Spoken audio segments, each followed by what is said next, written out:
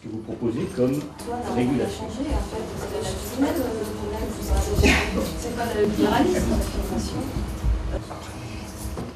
Ce livre qui s'appelle La nouvelle guerre du sexe, bon, au départ, j'avais envie de travailler sur le désarroi des sexes.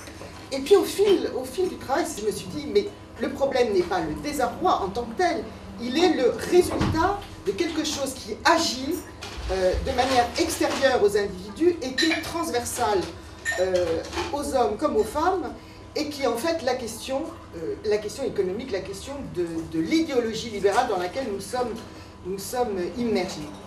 Et c'est pour ça qu'en fait mon propos n'est pas tant un propos sur la sexualité qu'un propos sur le libéralisme. D'ailleurs, le sous-titre de mon livre est l'emprise du libéralisme économique sur notre sexualité.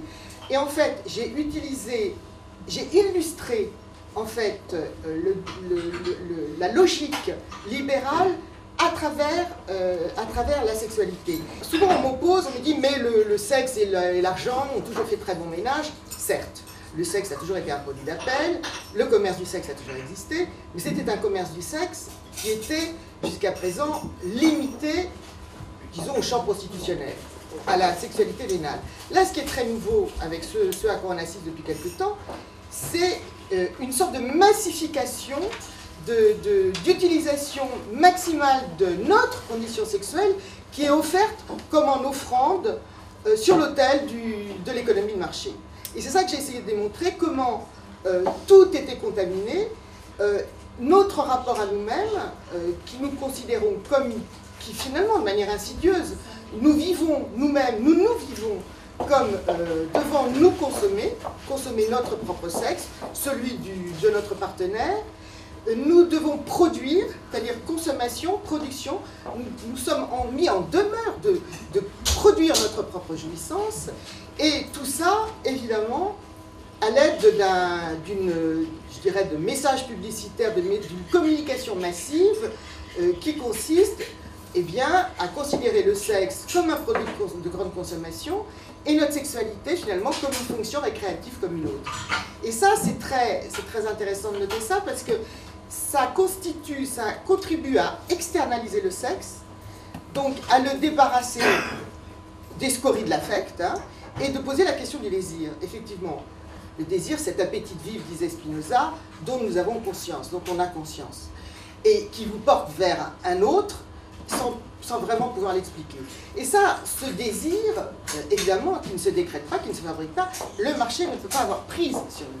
En revanche, il a prise sur le lieu de l'excitation, qui est l'organe.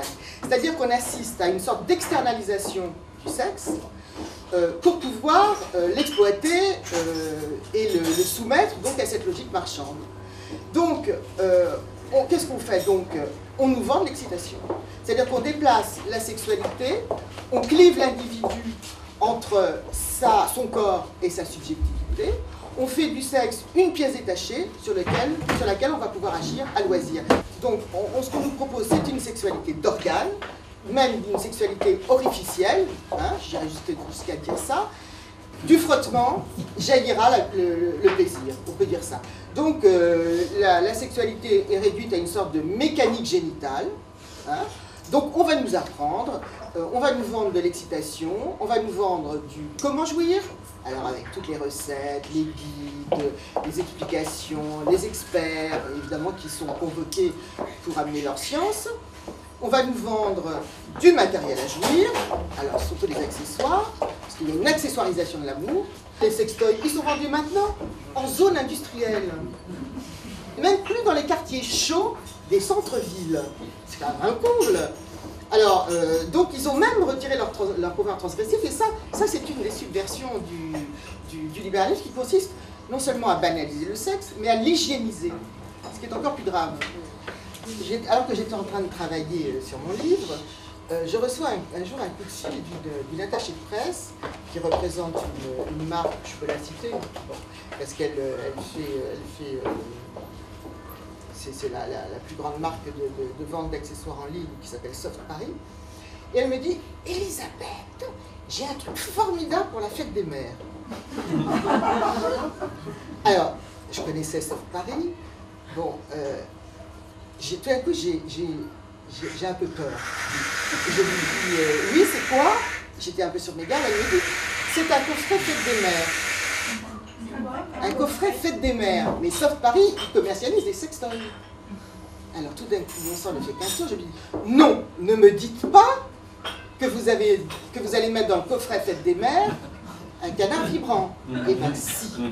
C'est-à-dire que dans le coffret Fête des Mères qu'on nous proposait en ligne dans les accessoires coquins, il y avait un coffret qui comportait un sextoy. C'est la réalité. Je ne dis pas que les femmes l'ont acheté parce que j'ose espérer qu'elles ont un peu de sens critique. C'est en tout cas à ça que je les appelle.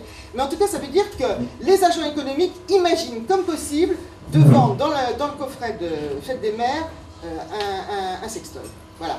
C'est devenu un phénomène de mode, les sextoys. Hein. C'est-à-dire que pour être branchée, une femme branchée, ça vient de Sex and the City, pour être branchée, une femme doit avoir un sextoy dans son sac à main, elle doit avoir des menottes, elle doit avoir tout cet appareillage, tout cet accessoire. Vous n'en avez pas?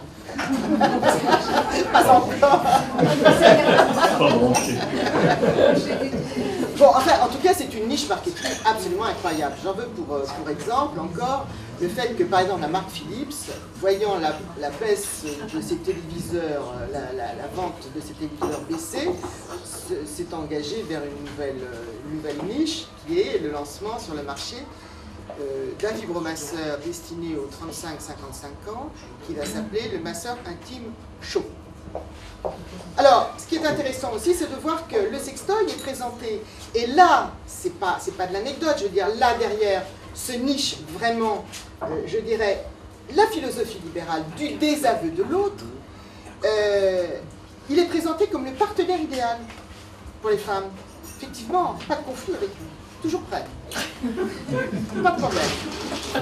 À tel point qu'il fut une époque où depuis quelque temps, dans les journaux féminins, la sex-attitude, c'est la god-attitude.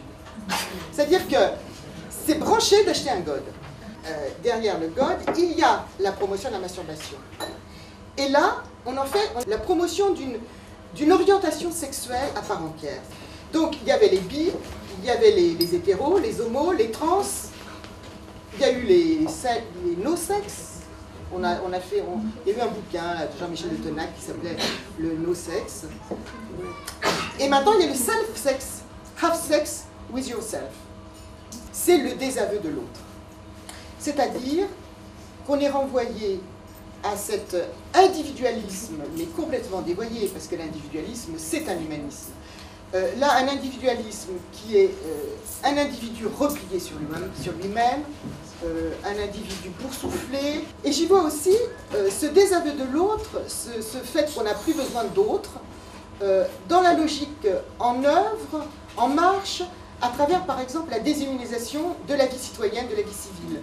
Quand on nous propose, par exemple, des villages sans poste, quand on nous propose des guichets de gare sans employés, quand on nous propose des stations de métro sans agents, sans personnel, quand on nous propose des agents du cinéma, des supermarchés sans caissière, il y a la même logique du désaveu de l'autre qui est en marche. C'est-à-dire que vous n'avez plus besoin de personne, remettez-vous-en à vous-même. C'est ça que je vois. Maintenant, on voit fleurir dans un certain nombre de journaux, d'articles de presse sur la sexualité, mais vous avez le droit, on vous dit ce qu'il faut faire, mais vous avez le droit de ne pas faire de fellation, de ne pas vous plier à la sodomie, de ne pas aller dans les boîtes échangistes, de ne pas regarder de films de porno. Vous avez tout à fait le droit de vous en écarter. Vous êtes libre. N'empêche qu'en passant, on a édicté la norme. Et en même temps, on récupère aussi la contestation éventuelle que ça peut produire en disant, mais vous savez, finalement, il n'y a pas de mode d'emploi. On vous dit tout ça, mais il n'y a pas de mode d'emploi, vous êtes libre. Donc c'est comme si maintenant il y avait un mode d'emploi de l'anti-mode d'emploi. Tout ça est très pervers. Cette manière d'externaliser le sexe et de nous considérer comme individus ayant des fonctions atomisées, cet être clivé entre son corps et sa subjectivité, ça donne lieu effectivement à toutes les dérives marchandes possibles, évidemment, comme le fait qu'on puisse reconnaître comme la prostitution comme un métier à part entière, c'est-à-dire à professionnaliser la prostitution, ce qui n'est pas sans poser de problème à l'avenir. Cette manière d'aborder le sexe et de le dissocier et de l'externaliser n'est pas sans effet sur le rapport que nous avons au monde. Voilà.